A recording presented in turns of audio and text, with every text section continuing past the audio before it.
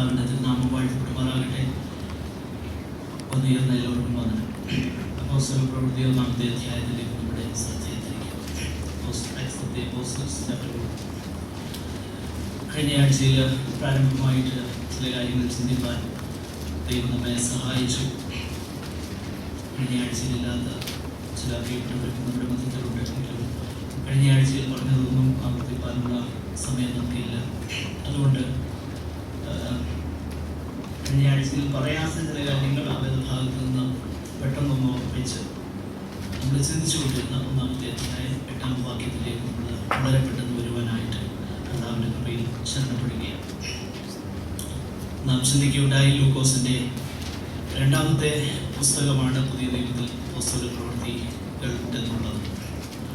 1-ാമത്തെ പുസ്തകം സുവിശേഷം, ലൂക്കോസിൻ്റെ സുവിശേഷം, അതിനെക്കുറിച്ച് എന്താണ് അപ്പോസ്തല പ്രവൃത്തിയിൽ തന്നെ എഴുതിയിരിക്കുന്നത് എന്നുള്ളത് നമ്മൾ കണ്ടു. കർത്താവായ യേശു ക്രിസ്തുവിൻ്റെ മരണ പുനരുത്ഥാനം വരെയുള്ളതാകുന്ന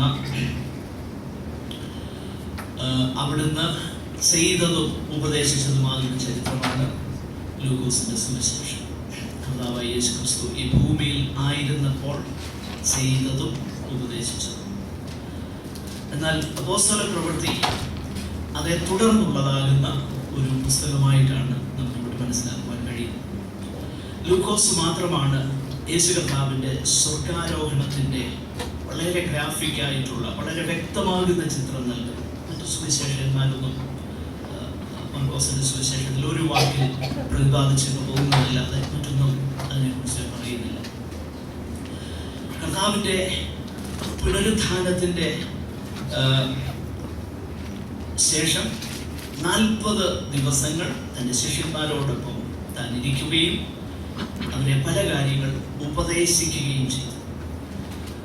അങ്ങനെ ഉപദേശിച്ച ശേഷം താൻ സ്വർഗാരോഹണം ചെയ്യുന്ന ആ ചരിത്രം, ആ സംഭവമാണ് ലൂക്കോസിന്റെ സുവിശേഷം അവസാനമായിട്ട് നൽകുന്നത്.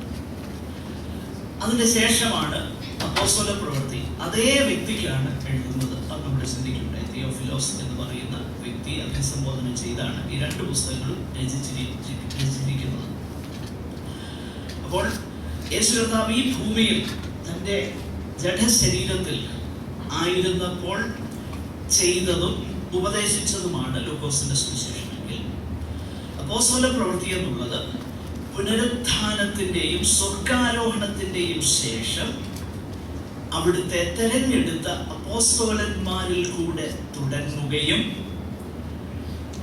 യേശുക്രിസ്തുവിൻ്റെ ശരീരമാകുന്ന തിരുസഭയിൽ കൂടെ തൻ്റെ പരിശുദ്ധാത്മാവിനാൽ ചെയ്യുന്നതാകുന്ന പ്രവൃത്തികളുടെ തുടർച്ചയാണ് അപ്പോസ്തല പ്രവൃത്തികൾ. അതിൻ്റെ ഒരു ബേസിക് അല്ലെങ്കിൽ അതിൻ്റെ പ്രാരംഭമാകുന്ന അല്ലെങ്കിൽ സഭയുടെ കർത്താവിൻ്റെ ശരീരമാകുന്ന സഭയിലൂടെ അവിടുത്തെ പരിശുദ്ധാത്മാവിനാൽ യേശു കർത്താവ് ചെയ്തതും പറഞ്ഞതുമാകുന്ന വിഷയങ്ങളാണ് അപ്പോസ്തല പ്രവൃത്തികൾ എന്ന് നാമകരണത്തിൽ നമ്മൾ പഠിക്കുന്നതാകുന്ന ഈ പുസ്തകം.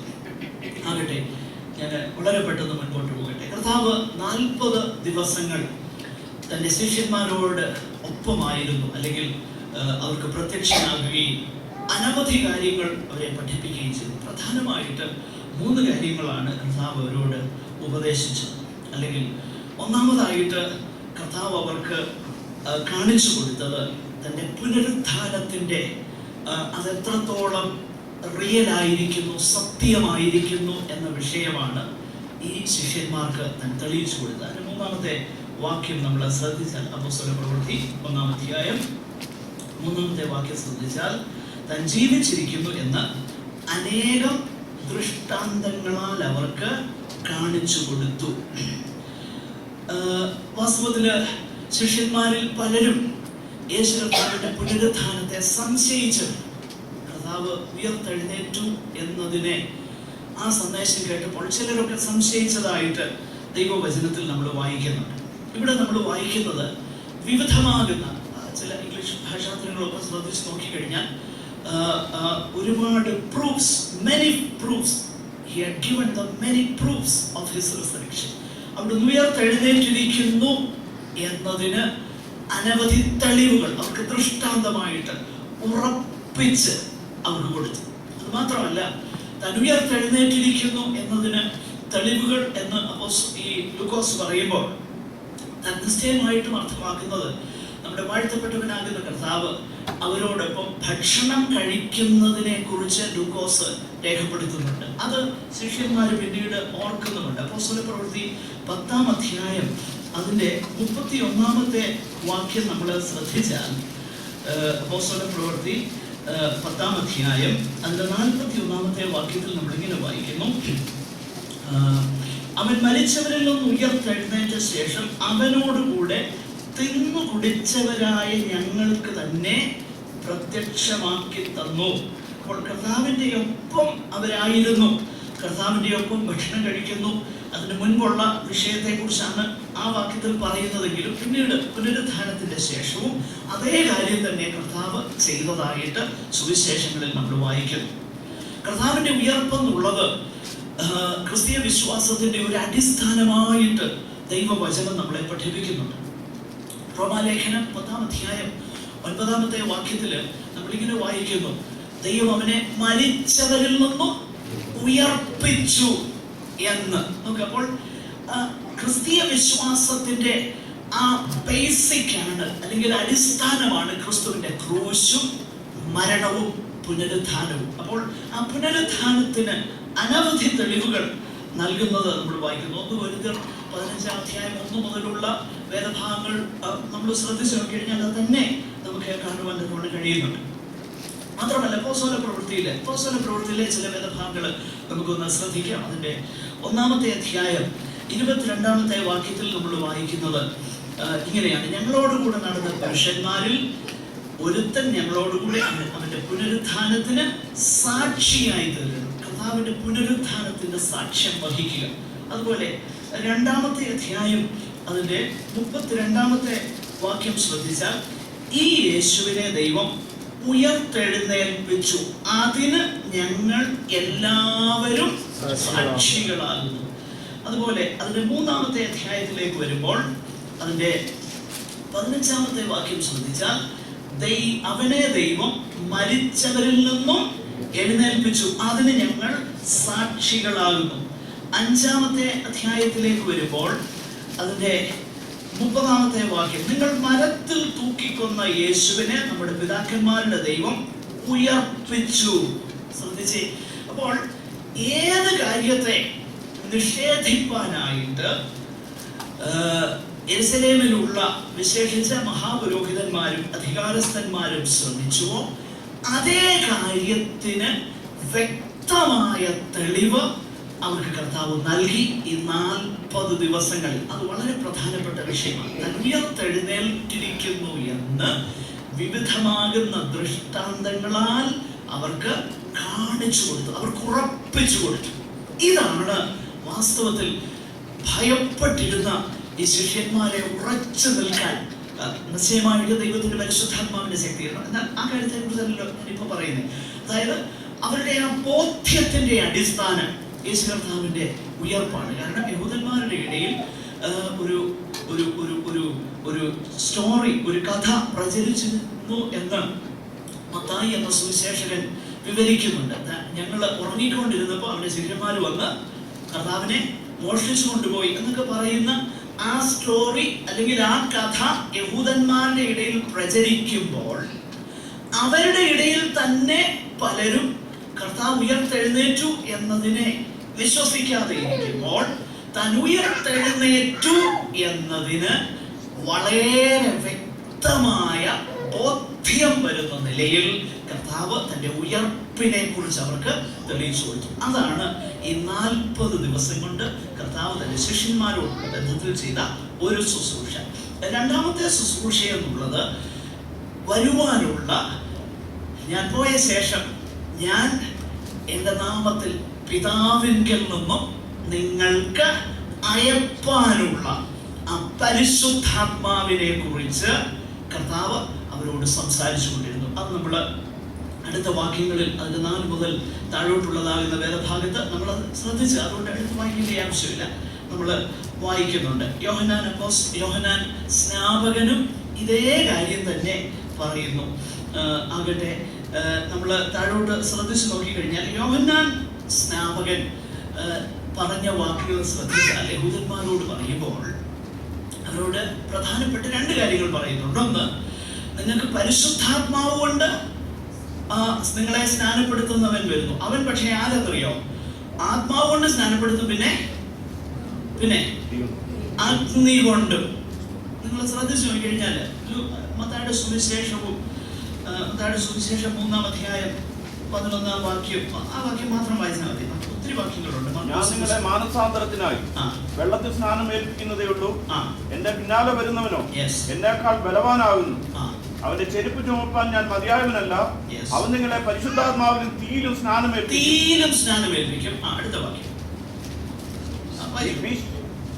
അവന്റെ കയ്യിലുണ്ട്. ആകട്ടെ, നോക്കുക, അവിടെ യോഹന്നാൻ സ്നാപകൻ പറയുന്നത് പരിശുദ്ധാത്മാവിൽ മാത്രമല്ല, പിന്നെ എന്തിലൂടെ സ്നാനം കഴിപ്പിക്കും? തീയിലും സ്നാനം കഴിപ്പിക്കും. എന്നാൽ ഇതേ കാര്യം യേശു പറയുമ്പോൾ, തന്റെ ശിഷ്യന്മാരോട് പറയുമ്പോൾ, ആ കാര്യം ഒമിറ്റ് ചെയ്തിരിക്കുന്നത് വളരെ ശ്രദ്ധേയമാണ്. 5-ാം വാക്യം ശ്രദ്ധിച്ചേ, 1:5. യോഹന്നാൻ വെള്ളം കൊണ്ട് സ്നാനം കഴിപ്പിച്ചു. നിങ്ങൾക്ക് ഇനി ഏറെ നാൾ കഴിയും മുമ്പേ പരിശുദ്ധാത്മാവ് കൊണ്ട് സ്നാനം കിട്ടും. തീ കൊണ്ട് സ്നാനം കിട്ടുകയല്ല. എന്നാ അപ്പൊ നമ്മൾ മനസ്സിലാക്കണം, യഹൂദന്മാരോട് അഗ്നി കൊണ്ടുള്ള സ്നാനത്തെ കുറിച്ച് പറഞ്ഞു.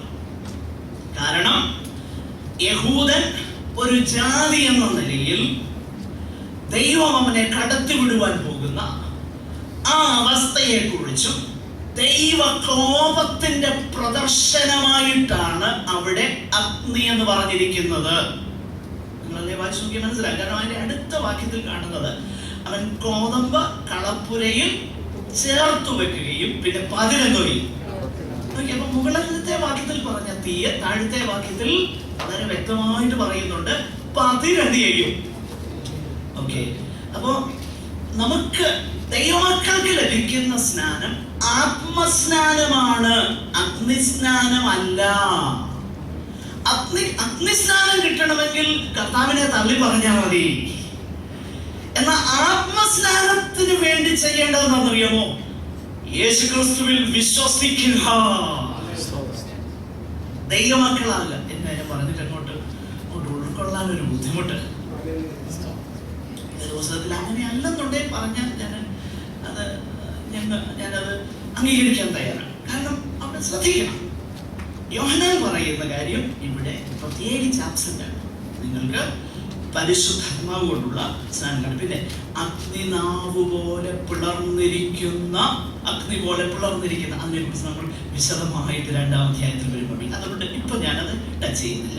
ആകട്ടെ, മുൻപോട്ട് പോകാം. അപ്പോൾ രണ്ടാമതായിട്ട് കർത്താവ് ഈ 40 ദിവസം ഈ ശിഷ്യന്മാർക്ക് ശുശ്രൂഷ ചെയ്തപ്പോൾ അവരെ പഠിപ്പിച്ച വിഷയം ദൈവത്തിന്റെ പരിശുദ്ധാത്മാവിനാലുള്ള സ്നാനത്തെ കുറിച്ചും ദൈവത്തിന്റെ പരിശുദ്ധാത്മാവ് അവരെ എംപവർ ചെയ്യുന്നതിനെ കുറിച്ചുമാണ് കർത്താവ് 40 ദിവസം അവരെ ഉപദേശിച്ചത്. അത് നമ്മൾ വായിക്കുന്നു.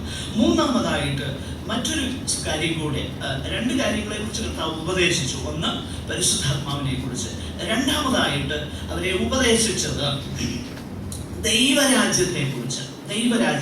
അതിന്റെ മൂന്നാമത്തെ മലയാളം വേദപുസ്തകത്തില് 2-ാമത്തെ വാക്യത്തിൽ നമ്മളിങ്ങനെ വായിക്കുന്നു, അവൻ 40 നാളോളം അവർക്ക് പ്രത്യക്ഷനായി ദൈവരാജ്യം സംബന്ധിച്ച കാര്യങ്ങൾ പറഞ്ഞുകൊണ്ടു. നോക്കുക, അപ്പോൾ ഈ 40 ദിവസം ഓൺ ആൻഡ് ഓഫ് അവർക്ക് പ്രത്യക്ഷനാകുകയും അപ്രത്യക്ഷനാകുകയും ചെയ്തുകൊണ്ടിരുന്നു. പ്രത്യക്ഷനായ സന്ദർഭത്തിലൊക്കെ കർത്താവരെ പഠിപ്പിച്ച 2 കാര്യങ്ങൾ. ഒന്ന്, താൻ ഉയർത്തെഴുന്നേറ്റു എന്നതിന്റെ തെളിവാണ് പ്രത്യക്ഷത. അവരോടുകൂടെ ഒപ്പം ആഹാരം കഴിച്ചു, അത് തെളിയിച്ചു കൊടുത്തു. 2, പരിശുദ്ധാത്മാവിനെ കുറിച്ചുള്ള ഉപദേശം അവർക്ക് വ്യക്തമാക്കി കൊടുത്തു.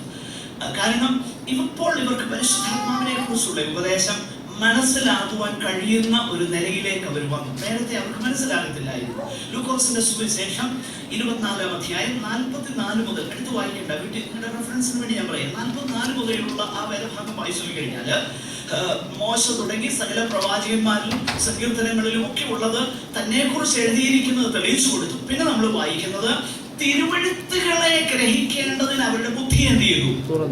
തുറന്നു. അവരുടെ ബുദ്ധിയെ തുറന്നു. അപ്പോൾ തിരുവെഴുത്തുകൾ, ദൈവവചനം, പഴയ നിയമ തിരുവെഴുത്തുകളിൽ യേശു കർത്താവിനെ കുറിച്ച് എഴുതിയിരിക്കുന്നതിനെ മനസ്സിലാക്കാൻ തക്കവണ്ണം അവരുടെ ബുദ്ധിയെ തുറന്ന ആ ഒരു അനുഭവത്തിലേക്ക് അവർ വന്നപ്പോൾ വളരെ ശാന്തമായിട്ട് പഴയ നിയമ തിരുവെഴുത്ത് തുടങ്ങി ദൈവത്തിന്റെ പരിശുദ്ധാത്മാവിനെ കുറിച്ച് ഉള്ള കാര്യങ്ങൾ അവർക്ക് വ്യക്തമായിട്ട് തെളിയിച്ച് അവർക്ക് മനസ്സിലാകുന്ന രീതിയിൽ അവർക്ക് പറഞ്ഞു കൊടുത്തു. അതവർക്ക് മനസ്സിലായി. രണ്ടാമതായിട്ട് ദൈവരാജ്യം സംബന്ധിച്ച കാര്യങ്ങൾ അവരോട് പറഞ്ഞു. ഈ ദൈവരാജ്യം സംബന്ധിച്ച കാര്യം പറഞ്ഞപ്പോൾ നിശ്ചയമായിട്ട് ഇത് രണ്ട് കാര്യങ്ങൾ നമ്മളൊന്ന് മനസ്സിൽ വെക്കണം. ഒന്ന്, കർത്താവ് ഇവരോട് ദൈവരാജ്യത്തെ കുറിച്ച് പറയുമ്പോൾ ഈ ശിഷ്യന്മാർ, ഇവരെല്ലാവരും യഹൂദന്മാർ. കഴിഞ്ഞ ആഴ്ച നമ്മൾ ഇവിടെയാണ് അവസാനിപ്പിച്ചത്. നമ്മൾ ഇനി അവിടെ തുടങ്ങിയ ഈ ശിഷ്യന്മാരെല്ലാവരും യഹൂദൻ. ഞാനത് ആവർത്തിക്കും, ചില കാര്യങ്ങൾ ഞാൻ ആവർത്തിക്കും വിത്ത് യുവർ പെർമിഷൻ. കാരണം ചില സഹോദരങ്ങൾ എന്നോട് അതിനൊരു വ്യക്തതയ്ക്ക് വേണ്ടി ചോദിച്ചു. അപ്പൊ ചില കാര്യങ്ങൾ എനിക്ക് ആവർത്തിച്ച് എത്തിയിരുന്നു. അതുകൊണ്ട് മനസ്സിലായ പ്രിയപ്പെട്ടവർക്ക് നിശ്ചയമായിട്ടും അത് ആവർത്തന വിശ്വസ്തതയായിരിക്കും. പക്ഷെ ക്ഷമിക്കുക, ചില സഹോദരങ്ങൾക്ക് അത് മനസ്സിലായിട്ടില്ല. അതുകൊണ്ട് ഞാൻ ഒന്ന് ആവർത്തിക്കും ചില കാര്യങ്ങൾ, ദയവായി ക്ഷമിക്കുക. ആകട്ടെ, രണ്ടാമതായിട്ട് കർത്താവിനോട് പറയുന്ന വിഷയം ദൈവരാജ്യം സംബന്ധിച്ച കാര്യം പറഞ്ഞപ്പോൾ ശിഷ്യന്മാർക്ക് മനസ്സിലായത് അക്ഷരീകമാകുന്ന ഒരു ദൈവരാജ്യത്തെ കുറിച്ചാണ്. അക്ഷരീകമാകുന്ന ദൈവരാജ്യം. എന്താ അക്ഷരീകമാകുന്ന ദൈവരാജ്യം? അക്ഷരീകമാകുന്ന ദൈവരാജ്യം എന്ന് പറഞ്ഞാൽ അബ്രഹാമിനോട് ചെയ്തതാകുന്ന ഉടമ്പടിയുടെ അടിസ്ഥാനത്തിൽ യഹൂദൻ ഒരു ജാതി എന്ന നിലയിൽ മെസ്സിഹ അവർക്ക് രാജ്യം സ്ഥാപിച്ചു കൊടുക്കുന്നതിനെ കുറിച്ചായിരുന്നു എപ്പോഴും ഇവർക്കുള്ള ചിന്ത. ഇസ്രായേലിലുള്ള ഭക്തിയുള്ള സകല യഹൂദന്മാരും അതാ പ്രതീക്ഷിച്ചുകൊണ്ടിരുന്നു. ശീമോനെ കുറിച്ച് നമ്മൾ വായിക്കുന്നുണ്ടല്ലോ. ശീമോൻ ഇസ്രായേലിന്റെ ആ ആശ്വാസത്തിന് വേണ്ടി കാത്തിരുന്ന ഒരാളാണ്. എന്നിട്ട് ആ ആശ്വാസം, ഇസ്രായേലിന്റെ റെസ്റ്റോറേഷൻ, അതിനുവേണ്ടി വരുന്ന ക്രിസ്തുവിനെ, മെസ്സിഹായെ, അഭിഷക്തനെ കാണാതെ നീ മരിക്കുകയില്ലെന്ന് ദൈവത്തിന്റെ പരിശുദ്ധാത്മാവ് ഒരു വാഗ്ദത്തം കൊടുത്തു. അപ്പൊ ഇതെല്ലാം പ്രതീക്ഷിച്ചുകൊണ്ടാണ് ഈ ഭക്തിയുള്ള സകല യഹൂദനും കാത്തിരുന്നു. ശിഷ്യന്മാരും അങ്ങനെ തന്നെ. കാരണം പഴയ നിയമ തിരുവെഴുത്തുകളുടെ അടിസ്ഥാനത്തിൽ മെസ്സിഹായുടെ രാജ്യത്തെ കുറിച്ച് അവർക്ക് വ്യക്തമാകുന്ന ഒരു ധാരണയുണ്ട്. മെസ്സിഹായുടെ രാജ്യത്തിൽ എന്താണ് സംഭവിക്കാൻ പോകുന്നതെന്നും ഈ കാര്യങ്ങളെല്ലാം വ്യക്തമായിട്ട് എഴുതിയിട്ടുണ്ട് പഴയ നിയമത്തിൽ. അപ്പോൾ അക്ഷരീകമാകുന്ന ഒരു മസിഹൈക രാജത്വത്തിനു വേണ്ടി കാത്തിരുന്ന ഇസ്രായേലിലെ അനവധി ഭക്തന്മാരുടെ കൂട്ടത്തിലാണ് ഈ ശിഷ്യന്മാർ. അതുകൊണ്ട് തന്നെ ഉയർപ്പിന്റെ ശേഷം, ഉയർപ്പിന് മുൻപേ, അതായത് അവര് കർത്താവ് ഉയർത്തില്ല എന്ന് ചിന്തിച്ചിരുന്ന സന്ദർഭത്തിൽ എമൗസിലേക്ക് പോയ ശിഷ്യന്മാരുടെ അവസ്ഥ ഇങ്ങനെയാണ്. ഞങ്ങൾ വിചാരിച്ചു അവൻ ഇസ്രായേലിനെ വീണ്ടെടുക്കുന്നവനാണെന്നാ ഞങ്ങൾ ഓർത്ത. പക്ഷെങ്കിൽ അവനെ നമ്മുടെ മഹാപുരോഹിതന്മാരും ശാസ്ത്രിമാരും എല്ലാം കൂടെ പിടിച്ച് റോമാക്കാർക്ക് ഏൽപ്പിച്ചു, അവരെ ക്രൂശിച്ചു. ഞാൻ നോക്കി അവരുടെ ആ ചിന്ത മനസ്സിലാക്കണം. ഞങ്ങൾ വിചാരിച്ചു ഇപ്പൊ രാജ്യം റെസ്റ്റോർ ചെയ്യാൻ പറ്റും. അപ്പൊ ഈ ചിന്ത. എന്നാൽ ഉയർത്തെഴുന്നേറ്റ് കർത്താവ് വന്ന് ഈ രാജ്യത്തെ കുറിച്ച് പറഞ്ഞപ്പം അവരുടെ ആ താല്പര്യം അങ്ങ് റീകിൻഡിലായി. ഒന്ന് വീണ്ടും ഒന്ന് ആ ചാരം മൂടി കിടന്ന ആ തീകഷ്ണമൊക്കെ ഒന്ന് ജ്വലിക്കാനായി തുടങ്ങി. നോക്കുക, ഉയർത്ത് കഴിഞ്ഞപ്പോ ഇപ്പോഴാണോ നീ രാജ്യം സ്ഥാപിക്കുന്നത്? 6-ാം വാക്യം. നീ ഇപ്പോഴാകുന്നു കർത്താവേ ഇസ്രായേലിന് ഈ കാലത്തിലും രാജ്യം സ്ഥാപിക്കുന്നത്. പ്രിയരെ, വാഴ്ത്തപ്പെട്ടവരാകുന്ന കർത്താവ് ദൈവരാജ്യത്തെ കുറിച്ച് വളരെ വ്യക്തമായിട്ട് ഉപദേശിച്ചിട്ടുണ്ട്. ദൈവരാജ്യത്തെ കുറിച്ച്, ഈ ദൈവരാജ്യം എന്നുള്ളതാകുന്ന ആ ഉപദേശം നമ്മുടെ വാഴ്ത്തപ്പെട്ടവനാകുന്ന കർത്താവാണ് തുടങ്ങുന്നത്. അതിനു മുൻപേ യോഹന്നാൻ സ്നാപകൻ പറയുന്നു കർത്താവ് അതിന്റെ തുടർച്ചയാണ്. ദൈവരാജ്യം അല്ലെങ്കിൽ കിങ്ഡം ഓഫ് ഹെവൻ, സ്വർഗരാജ്യം, ദൈവരാജ്യം എന്നിങ്ങനെ ഇന്റർചേഞ്ചബിളി ആ വാക്ക് സുവിശേഷങ്ങളിൽ കാണുന്നു. ഇതേ കാര്യം തന്നെ കർത്താവ് ശിഷ്യന്മാരോട് പറയുന്ന ഒരു കാര്യമുണ്ട്. മുന്നമേ അവന്റെ രാജ്യവും നീതിയും അന്വേഷിക്കാറുണ്ട്. അന്ന് വേണ്ട ഒത്തിരി കാര്യങ്ങൾ നമ്മൾ വായിക്കുന്നുണ്ട് സുവിശേഷങ്ങളിൽ.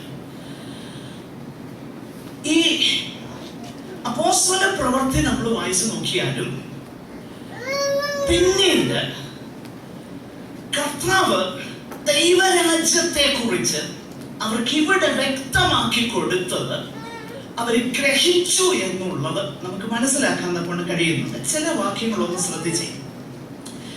ദൈവരാജ്യം എന്നുള്ളതിനെ കുറിച്ച് ഇവര് ഇസ്രായേലിന്റെ അക്ഷരീക രാജ്യം കാത്തിരുന്നവരാണല്ലോ. പക്ഷെ കർത്താവ് ഈ 1-ാം അധ്യായം 8-ാം വാക്യത്തിൽ ഒരു കാര്യം പറയുന്നുണ്ട്. അക്ഷരീക രാജ്യം വരികയിലൊന്നും കർത്താവ് പറഞ്ഞില്ല, അത് ശ്രദ്ധിക്കണേ. പക്ഷെ ഇത്രയും പറഞ്ഞു. എന്താ പറഞ്ഞു? പിതാവ് തന്റെ അധികാരത്തിൽ വെച്ചിട്ടുള്ള കാലങ്ങളെയോ. അപ്പൊ ഈ സമയത്തെ കുറിച്ച് നിങ്ങൾ അന്വേഷിക്കേണ്ട. കർത്താവിന് അവിടുന്ന് ചെയ്ത വാഗ്ദത്തം യഹൂദനോട് ആ നിലയിൽ ചെയ്യാൻ കർത്താവ് ചെയ്തോളൂ വന്ന സമയത്ത്. പക്ഷെങ്കിൽ അതല്ല വിഷയം, അതല്ല. അതിനേക്കാളും റിച്ചറായിട്ടുള്ള, അതിനേക്കാളും മഹത്വകരമായിട്ടുള്ള ഒരു ദൈവരാജ്യത്തെ കുറിച്ചാണ് കർത്താവ് അവരോട് ഉപദേശിച്ചത്. ഈ 40 വർഷം 40 ദിവസം ഓൺ ആൻഡ് ഓഫ് പറഞ്ഞിട്ടൊന്നും മനസ്സിലായില്ല. കർത്താവ് സ്വർഗത്തിലേക്ക് എടുക്കപ്പെടുന്നതിന് മുൻപേ അവസാനം ഈ കാര്യം ചോദിക്കുമ്പോൾ അവർക്ക് വ്യക്തമാക്കി കൊടുക്കുക. അവർക്ക് വ്യക്തമാക്കി കൊടുത്തപ്പോൾ അവരൊന്ന് മനസ്സിലായി. അതിനെക്കുറിച്ച് ചില കാര്യങ്ങൾ ഞാൻ തുടർന്ന് പറയാം. ഈ വാക്യങ്ങൾ ശ്രദ്ധിച്ച് അപ്പോസ്തല പ്രവൃത്തി 8-ാം അധ്യായം 12-ാം വാക്യം ഒന്ന് വായിക്കണം. അപ്പോസ്തല പ്രവൃത്തി 8:12. എന്നാൽ ദൈവരാജ്യത്തെയും യേശുക്രിസ്തുവിന്റെ നാമത്തെയും കുറിച്ചുള്ള സുവിശേഷം ശ്രദ്ധിക്കണം. അപ്പൊ സുവിശേഷം എന്ന് പറഞ്ഞാൽ എന്തുവാ? ദൈവരാജ്യം. ഞാൻ അതിനെ കുറിച്ച് അല്പം വിശദീകരണം തരാം. ദൈവരാജ്യം. ഇനി 14-ാം അധ്യായം അതിന്റെ 22-ാം വാക്യത്തിൽ ഭാവിയിലുള്ള ഒരു കാര്യമായിട്ട് പൗലോസ് അതിനെ കുറിച്ച് പറയും. ഭാവിയിൽ വരാൻ പോകുന്ന ഒരു കാര്യമായിട്ട്. വിശ്വാസത്തിൽ നിലനിൽക്കണമെന്നും നാം അനേകം കഷ്ടങ്ങളിൽ കൂടി ദൈവരാജ്യത്തിൽ നമ്മൾ കടക്കേണ്ടതാകും. അപ്പൊ ദൈവരാജ്യം അവരനുഭവിക്കുന്ന ഒന്നായിട്ടും വരാൻ പോകുന്ന ഒന്നായിട്ടും ദൈവവചനം അവരെ പഠിപ്പിക്കുക, നമ്മളെ പഠിപ്പിക്കുക. ഇനിയും ചില വാക്യങ്ങൾ വായിച്ചു. അപ്പോസ്തല പ്രവൃത്തി 20:25. എന്നാൽ നിങ്ങളുടെ ഇടയിൽ ദൈവരാജ്യം പ്രസംഗിച്ചുകൊണ്ട് നടന്നവനായ ദൈവരാജ്യം പ്രസംഗിച്ചുകൊണ്ട് നടന്ന. അപ്പൊ പൗലോസ് എന്നാ പ്രസംഗിച്ചത്? ദൈവരാജ്യം. പൗലോസിന്റെ പ്രസംഗമല്ല ദൈവരാജ്യം എന്ന് പറഞ്ഞാൽ യേശുവിനെ നിന്റെ ജീവിതത്തിലെ കർത്താവാക്കണം, കർത്തൃത്വം നടത്തുന്നവനാക്കണം. യേശു നിന്റെ ജീവിതത്തിലെ രാജാവാകണം. Jesus must rule your life. അപ്പം യേശു രാജാവായിരിക്കുന്ന, യേശു കർത്തൃത്വം നടത്തുന്ന, യേശുവിന്റെ രാജത്വം യേശുവിൽ വിശ്വസിക്കുന്ന ദൈവമക്കളാണ്. അപ്പൊ ആ രാജത്വത്തെ കുറിച്ച്, ആ ദൈവരാജ്യത്വത്തെ കുറിച്ചാണ് ആര് പ്രസംഗിച്ചത്? പൗലോസ് പറയുന്നു താൻ പ്രസംഗിച്ചു. ഇനി 1-2 വാക്യം കൂടെ ശ്രദ്ധിച്ച് 28-ാം അധ്യായം അപ്പോസ്തല പ്രവൃത്തി 28-ന്റെ 21-ഉം 31 വാക്യങ്ങൾ. അപ്പോസ്തല പ്രവൃത്തി 28, 23 and 31. മലയാള ദിവസത്തിൽ 30 വാക്യമേ ഉള്ളൂ. ഒരു ദിവസം നിശ്ചയിച്ചിട്ട് പലരും അവന്റെ പാർപ്പിടത്തിൽ അവന്റെ അടുക്കൽ വന്നു. അവരോട് അവൻ ദൈവരാജ്യത്തിന് സാക്ഷ്യം പറഞ്ഞു. അവൻ അവരോട് ദൈവരാജ്യത്തിന് സാക്ഷ്യം പറഞ്ഞു. ലൂക്കോസ് പറയുക എന്നാ പിന്നെ സുവിശേഷത്തിന്റെ സാക്ഷ്യം പറഞ്ഞെന്നൊക്കെ പറഞ്ഞാൽ പോരെ, മതിയാവും. അങ്ങനെയും ശരിയാണ്. പക്ഷെ അവിടെ കാണുന്നത് ദൈവരാജ്യത്തിന്റെ സാക്ഷ്യം പറഞ്ഞു. പിന്നെ അതിന്റെ 31 ഇംഗ്ലീഷ് വേദപുസ്തകത്തിൽ 31 വാക്യമുണ്ട്, മലയാളത്തിൽ 30 ഉള്ളൂ. കൂടാതെ ദൈവരാജ്യം പ്രസംഗിച്ചു. വിഘ്നം കൂടാതെ ദൈവരാജ്യം പ്രസംഗിച്ചു. അപ്പൊ ദൈവരാജ്യം പ്രസംഗിച്ചു. ഈ കാര്യം നമ്മൾ വായിക്കാം. ഇനി ചില വാക്യങ്ങളുടെ പുതിയ നിയമത്തിൽ നിന്ന് ഒന്ന് വായിച്ചിട്ട് നമ്മൾ ഈ 1:8 മടങ്ങി വരാൻ പോവുകയാണ്. റോമാലേഖനം നമുക്കറിയാവുന്ന ഒരു വാക്യം. റോമാലേഖനം 14:17. ദൈവരാജ്യം ഭക്ഷണമോ പാനീയമോ അല്ല, പിന്നെ എന്താ? അപ്പൊ ദൈവരാജ്യം എന്നുള്ളത് അക്ഷരീകമായ ഒന്നല്ലെന്ന പൗലോസ് പറയും. പിന്നെ നീതിയും സമാധാനവും പരിശുദ്ധാത്മാവിൽ സന്തോഷവും. ശ്രദ്ധിച്ച്, ഈ കാര്യത്തെ കുറിച്ചാണ് യേശു പറയുന്നത്. അപ്പോസ്തലപ്രവൃത്തി 1:8 യേശു പറയുന്ന ഈ കാര്യം. ഇനി ചില വാക്യങ്ങളുടെ പൗലോസ് ശ്ലീഹ തന്നെ ഇതിനെ ഇപ്പോഴുള്ള യാഥാർത്ഥ്യമായും വരുവാൻ പോകുന്ന കാര്യമായിട്ടും പൗലോസ് തന്നെ പറയുന്നു. പൗലോസ് 1:13 സ്നേഹസ്വരൂപനാകുന്ന പുത്രന്റെ രാജ്യത്തിൽ നമ്മളെ ആക്കി. അതിന്റെ 4:11 ഒന്ന് വായിച്ചേ. കൊലോസ്യർ 4:11. യുസ്തോസ് എന്ന് പറയുന്ന യേശുവും നിങ്ങളെ വന്ദനം ചെയ്യുന്നു. പരിച്ഛേദനക്കാരിൽ ഇവർ മാത്രം ദൈവരാജ്യത്തിന് കൂട്ടുവേലക്കാരായ. ശ്രദ്ധിക്കണേ, അനേക വാക്യങ്ങളുണ്ട്. ഇനി 1 കൊരിന്ത്യർ 6:9 മുതൽ പൗലോസ് പറയുന്നു, ഈ വക പ്രവർത്തിക്കുന്നവർ ദൈവരാജ്യം അവകാശമാക്കിയില്ല. അപ്പൊ വരാൻ പോകുന്ന ഒന്നായിട്ടും ഇപ്പോഴുള്ള അനുഭവമായിട്ടും ദൈവരാജ്യത്തെ കുറിച്ച് പറയുന്നു. പുതിയ നിയമം അങ്ങനെ പഠിപ്പിക്കുന്നത്. ഇതിന് അധികം വാക്യങ്ങളുടെ ആവശ്യമില്ലെന്ന എന്റെ ചിന്ത. നമുക്ക് അപ്പോസ്തലപ്രവൃത്തി 1:8 മടങ്ങി വരാം. അപ്പോൾ ഇവിടെ നമ്മുടെ വാഴ്ത്തപ്പെട്ടവനാകുന്ന കർത്താവ് ശിഷ്യന്മാരോട് അവരോട് പറയുമ്പോൾ ഒന്നാമതായിട്ട് പറയുന്നതാകുന്ന ഒരു വിഷയം എന്നുള്ളത്, പിതാവ് തന്നെ അധികാരത്തിൽ വെച്ചിട്ടുള്ള കാര്യങ്ങളോ സമയങ്ങളോ അറിയുന്നത് നിങ്ങൾക്കുള്ള, എന്നാൽ പരിശുദ്ധാത്മാവ് നിങ്ങളുടെ മേൽ വരുമ്പോൾ but you shall receive power, അധികാരം, ശക്തി. നോക്കണേ, രാജ്യവുമായി ബന്ധപ്പെട്ട ഒന്നാണ് എന്ത്? അധികാരം. മനസ്സിലാകുന്നുണ്ടോ ആ കണക്ഷൻ? 6-ാം വാക്യത്തിന്റെ കണക്ഷൻ 6-7 വാക്യങ്ങളുടെ ബന്ധപ്പെടുത്തിയാ പറയുന്നത്. രാജ്യവുമായി ബന്ധപ്പെട്ട ഒന്നാണ് അധികാരവും ശക്തിയും. അപ്പോ യേശു പറയുകയാ, ഇപ്പോഴാണോ യഥാസ്ഥാനപ്പെടുത്തുന്നത്? യേശു പറയുന്നു, അത് നിങ്ങൾക്കുള്ളതല്ല, എന്നാൽ പരിശുദ്ധാത്മാവ് നിങ്ങളുടെ മേൽ വരുമ്പോൾ നിങ്ങൾ ശക്തി. അപ്പൊ നിങ്ങൾക്ക് ശക്തി കിട്ടും. അപ്പോൾ ദൈവരാജ്യം എന്നുള്ളത് പരിശുദ്ധാത്മാവിന് കീഴ്പ്പെടുന്ന അല്ലെങ്കിൽ പരിശുദ്ധാത്മാവിനാൽ ശക്തീകരിക്കപ്പെടുന്ന ഒരനുഭവമാണ് ദൈവരാജ്യത്തിന്റെ അനുഭവം. മറന്നുപോകരുത്. അപ്പോ ദൈവരാജ്യം എന്നുള്ളത് ഭൗതികമല്ല, അത് ആത്മീകമാണ്. ആ കാര്യം യേശു അവരെ പഠിപ്പിക്കും. 2, ഈ രാജ്യം വാളുകൊണ്ട് വെട്ടിപ്പിടിക്കുന്നതല്ല. ഈ രാജ്യത്തിന്റെ സന്ദേശം എന്നുള്ളത് സമാധാന സുവിശേഷമാണ്. ഈ രാജ്യം അവകാശപ്പെടുത്തുന്നത് പടയാളികൾ പോയി യുദ്ധം ചെയ്ത് നേടുകയല്ല, നേരെ മറിച്ച് ദൈവത്തിന്റെ പരിശുദ്ധാത്മാവിനാൽ ഈ രാജ്യം വ്യാപിക്കുകയാണ്. ഈ രാജ്യത്തിന് തടസ്സങ്ങളോ അധികാരങ്ങളോ ഇതൊന്നും ഇതിന് തടസ്സമല്ല. ഈ രാജ്യം ഹൃദയങ്ങളിൽ യേശു രാജാവായിട്ട് വാഴുന്ന ഈ ദൈവരാജ്യം ഇത് ആത്മീകമാണ്. അതാ കർത്താവിനോട് പറയുന്ന ഒന്നാമത്തെ കാര്യം, ദൈവരാജ്യത്തെ. അത് നമ്മൾ കഴിഞ്ഞ ആഴ്ച ചിന്തിച്ചു. 2, ഈ ദൈവരാജ്യത്തിന്റെ സവിശേഷത അവര് ചിന്തിച്ചത് അക്ഷരീകമായിട്ട് ഇന്ന അതിലുള്ള ദൈവരാജ്യത്തെ കുറിച്ചാണ്. നദി മുതൽ സമുദ്രം വരെയും ഒക്കെയുള്ള അതിലുള്ള ദൈവരാജ്യം. അപ്പൊ കർത്താവ് പറയുന്ന നോ, അങ്ങനെയല്ല. ഈ അതിർവരമ്പുകൾക്ക് അപ്പുറം പോകുന്ന, ഭൂമിയുടെ അറ്റത്തോളം പോകുന്നത്. അപ്പോൾ അവരുടെ ചിന്തയിൽ യഹൂദ പാരമ്പര്യത്തിൽപ്പെട്ട അബ്രഹാമിന്റെ സന്തതിയായ ഇസഹാക്കിന്റെ സന്തതിയാകുന്ന യാക്കോബിന്റെ സന്തതിയായ യാക്കോബിന്റെ 12 സന്തതി പരമ്പരയിൽപ്പെട്ട പേരും നാളും ഒക്കെ പറയാൻ കഴിയുന്നവർക്ക് കൊടുക്കുന്ന രാജ്യമായിട്ടാണ് അവർ കരുതിയത്. കർത്താവ് പറഞ്ഞു, നോ, അല്ല. ആ അതിർവരമ്പുകളെല്ലാം ലംഘിച്ചിട്ട് ഈ ദൈവരാജ്യം സകല ഭാഷയും വംശങ്ങളും ജാതിയും നിശ്ചയമായിട്ടും യെരൂശലേമിൽ തന്നെയാണ് ഇത് തുടങ്ങുന്നത്. കാര്യം ശരിയാണ്.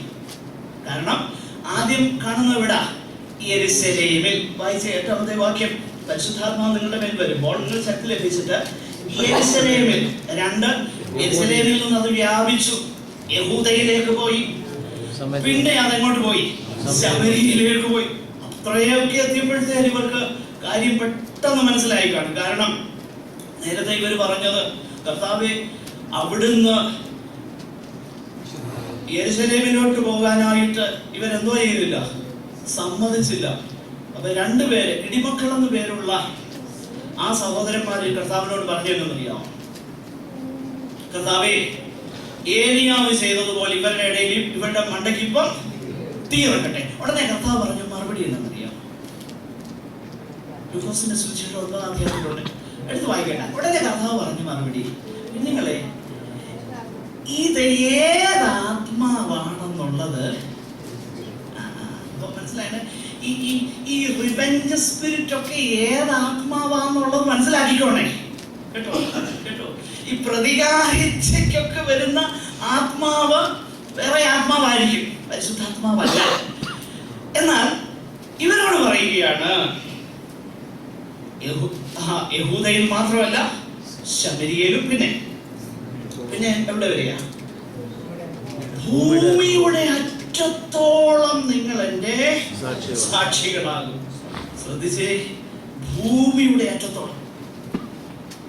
ഇതാണ് ദൈവരാജ്യത്തിന്റെ സവിശേഷത. ഇതെങ്ങനെയാ സാധിക്കുന്നത്? പരിശുദ്ധാത്മാവ് നിങ്ങളുടെ മേൽ വരുമ്പോൾ. 1 കൊരിന്ത്യർ 12-ാം അധ്യായം 13-ാം വാക്യം ഒന്ന് ചേർത്ത് വായിച്ചു. 1 കൊരിന്ത്യർ 12-13 എന്ന് ചേരുന്ന ഒരു വാക്യമായതുകൊണ്ട് ഒന്ന് ചേർത്ത് വായിച്ചു പെട്ടെന്ന്. യഹൂദന്മാരോ യവനന്മാരോ ദാസന്മാരോ സ്വതന്ത്രരോ. ശ്രദ്ധിച്ചേ, ശിഷ്യന്മാരുടെ ചിന്ത എന്തായിരുന്നു? ഞങ്ങൾ യഹൂദന്മാർ, ഞങ്ങൾക്ക് വേണ്ടിയിട്ടുള്ളത്. പട്ടണ കർത്താവ് പറഞ്ഞു, യെരൂശലേമിൽ, യഹൂദയിൽ, ശമരിയയിൽ, ഭൂമിയുടെ അറ്റത്തോളം പരിശുദ്ധാത്മാവുകളുടെ മേൽ വരുമ്പോൾ നിങ്ങൾ ശക്തി ലഭിക്കും. പൗലോസ് പറയുകയാണ്, ഈ പരിശുദ്ധാത്മാവിനാൽ യഹൂദനെന്നോ യവനനെന്നോ ദാസനെന്നോ സ്വതന്ത്രനെന്നോ ഒരു വ്യത്യാസവുമില്ല. നാം എല്ലാവരും ഏക ശരീരമാകുമാറ് ഒരേ ആത്മാവിനെ ഒരേ ആത്മാവിനാൽ സ്നാനമേറ്റു എല്ലാവരും. ശ്രദ്ധിച്ചേ, അപ്പോൾ അവരുടെ ചിന്തയിൽ നിന്നും വിഭിന്നമായി ദൈവരാജ്യം എന്ന് പറഞ്ഞാൽ ആ ഇടുങ്ങിയ ചിന്താഗതിയിൽ നിന്നും വ്യത്യസ്തമായിട്ട് യെരൂശലേം, യഹൂദ്യ, ശമരിയ, ഭൂമിയുടെ അറ്റത്തോളം. വാസ്തവത്തിൽ ഈ 1-ാമത്തെ അധ്യായത്തിലെ 8-ാം വാക്യം ഈ പുസ്തകം പഠിക്കാനുള്ളതാകുന്ന ഒരു ഔട്ട്ലൈൻ 1-8 എന്ന് പറയുന്നത്. കാരണം അതിന്റെ 1 മുതൽ 7 വരെയുള്ള അധ്യായങ്ങളിലെ സംഭവങ്ങൾ യെരൂശലേമിൽ നടന്ന കാര്യങ്ങളാണ്. 1 മുതൽ 7 വരെയുള്ള അധ്യായങ്ങളിൽ നമ്മൾ വായിക്കുന്നത് യെരൂശലേമിലെ കാര്യങ്ങളാണ്. 8-ാം അധ്യായത്തിലേക്ക് വരുമ്പോൾ ശമരിയയിലെ കാര്യമാണ് നമ്മൾ വായിക്കുന്നത്. വീട്ടിൽ പോയി അതൊന്ന് നോട്ട് ചെയ്ത് വെച്ചിട്ട് നിങ്ങൾ അത് വെച്ചൊന്ന് നോക്കണേ. 7 വരെ യെരൂശലേമിലെ കാര്യം, 8-ാമത്തെ അധ്യായത്തിലേക്ക് വരുമ്പോൾ ശമരിയയിലെ കാര്യം. എന്നിട്ട് ശമരിയയിലേക്ക് പോകുന്നത് ആരാണെന്നുള്ളതൊന്ന് ശ്രദ്ധിച്ചു നോക്കിയാൽ ഭയങ്കര രസാവകമാണ്. ആരാ പോയെന്നറിയാമോ?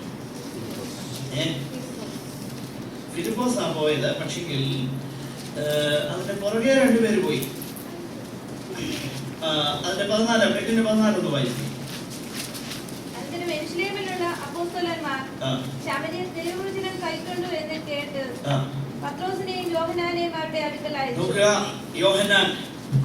യോഹന്നാനും കൂടെ കൂടിയാ നേരത്തെ പറഞ്ഞത് ഇവരുടെ മേല് തീ ഇറക്കണം. ഇതേ യോഹന്നാൻ എന്ത് ചെയ്യുക? ശമരിയിൽ പോവുക. ദൈവരാജ്യത്തിലായ ഒരു വ്യക്തിയുടെ ജീവിതത്തിലെ ചേഞ്ചാണ് നമ്മൾ വായിക്കുന്നത്. വളരെ വ്യത്യസ്തമാകുന്ന അനുഭവം.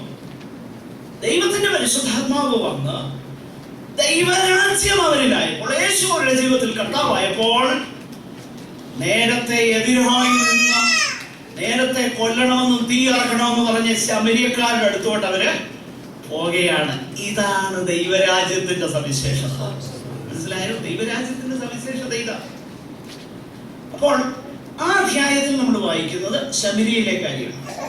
ഇനി 9 മുതൽ വായിച്ചു നോക്കിക്കഴിഞ്ഞാൽ ഭൂമിയുടെ അറ്റത്തോളമുള്ളതാകുന്ന ശുശ്രൂഷ, പൗലോസിന്റെ മാനസാന്തരം തുടങ്ങി അങ്ങോട്ട് ഭൂമിയുടെ അറ്റത്തോളമുള്ളതാകുന്ന ആ ശുശ്രൂഷയെ കുറിച്ച്. അപ്പോൾ 1-ാമത്തെ അധ്യായം 8-ാം വാക്യം ഈ അപ്പോസ്തല പ്രവൃത്തി പഠിപ്പാനുള്ളതാകുന്ന ഒരു ഔട്ട്ലൈൻ. യെരുശലേമിൽ 1 മുതൽ 7 വരെയുള്ള അധ്യായങ്ങൾ, പിന്നെ യെരുശലേം യഹൂദ്യ 1 മുതൽ 7 വരെ, പിന്നെ ശമരിയ എന്നുള്ളത് 8-ാമത്തെ അധ്യായം 9 മുതൽ ഭൂമിയുടെ അറ്റത്തോളം. മറന്നുപോകരുത്. ഇതാണ് വാസ്തവത്തിൽ നമുക്ക് മനസ്സിലാക്കാൻ കഴിയുന്നത്. അതിനിടയ്ക്ക് ഒരു കാര്യം കൂടെ എന്ന് പറയട്ടെ. ഇവിടെ വാസ്തവത്തിൽ ഈ യെരുശലേമിൽ നിന്നാണ് ഇത് തുടങ്ങുന്നത്. ശ്രദ്ധിക്കണേ. ഇപ്പം നിങ്ങൾ ഒരു പക്ഷേ അത്ര പരിചയമല്ലാത്ത ചില വേദഭാഗങ്ങളൊക്കെ ഞാൻ കോട്ട് ചെയ്യാൻ പോവുകയാണ്. എനിക്ക് ഉറപ്പുണ്ട് ഒരു പക്ഷേ നിങ്ങൾക്ക് കേട്ടിരിക്കാൻ സാധ്യത കുറവ്. അതുകൊണ്ട് ശ്രദ്ധയോടെ കേൾക്കും. യെരുശലേമിൽ നിന്നാണ് തുടങ്ങുന്നത്. ഈ യെരുശലേമിൽ നിന്ന് തുടങ്ങും എന്നുള്ളത് ഒരു പ്രവചന നിവൃത്തിയാണ്. എന്താണ് പ്രവചന നിവൃത്തി എന്ന് പറയുന്നത്? 2 വേദഭാഗങ്ങൾ പഴയ നിയമത്തിൽ നമുക്കൊന്ന് ശ്രദ്ധിക്കാം. അതിനെക്കുറിച്ച് അല്പം ഒന്ന് എക്സ്പ്ലെയിൻ ചെയ്ത് നമുക്ക് മുൻപോട്ട് പോകാം. 2 വേദഭാഗങ്ങൾ. യെശയ്യാവിന്റെ പ്രവചനം 2:3 ആരെങ്കിലും ഒരാളൊന്ന് വായിക്കണം. യെശയ്യാവിന്റെ പ്രവചനം 2:3.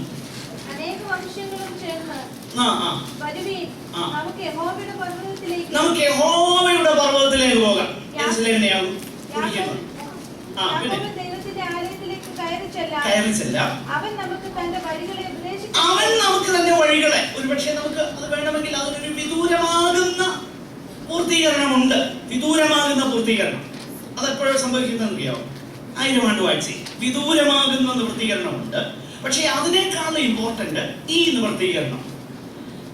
ആ വാക്യം മനസ്സിൽ വെച്ചുകൊണ്ട് തന്നെ മീഖാ പ്രവാചകന്റെ പുസ്തകം 4:2 ഒന്ന് വായിച്ചേ. മീഖാ പ്രവാചകന്റെ പുസ്തകം 4:2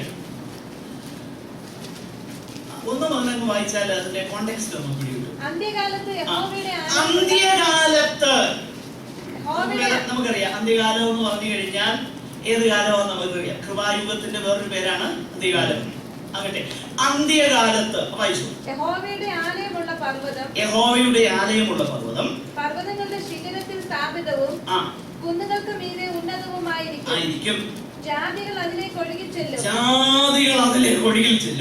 അനേക വംശങ്ങളും ചെന്ന് വരുവീൻ, നമുക്ക് യഹോവയുടെ പർവ്വതത്തിലേക്കും യാക്കോബിൻ ദൈവത്തിന്റെ ആലയത്തിലേക്കും കയറി ചെല്ലാം. അവൻ നമുക്ക് തന്റെ വഴികളെ ഉപദേശിച്ചു തരികയും നാം അവന്റെ പാതകളിൽ നടക്കുകയും ചെയ്യുമെന്ന് പറയും. അപ്പോ ഈ പ്രവചനിക നിവൃത്തിയാണ് ആത്മീകമായി പെന്തക്കോസ്ത് നാളിൽ യെരുശലേമിൽ സംഭവിച്ചത്. എനിക്കറിയാം ഇത് അക്ഷരീകമാകുന്ന നിവൃത്തിയെ കുറിച്ച് പലരും പറയുന്നത്. എന്നാൽ നിശ്ചയമായിട്ടും അതിനൊരു വിദൂരമാകുന്ന നിവൃത്തിയുണ്ട്, സംശയമില്ല. 1000 ആണ്ട് വാഴ്ച. എന്നാൽ അതിനേക്കാളും പ്രാധാന്യവും അതിനേക്കാളും സമ്പുഷ്ടവുമാണ് ഈ നിവൃത്തി. ജാതികൾ യെരുശലേമിലേക്ക് വരും.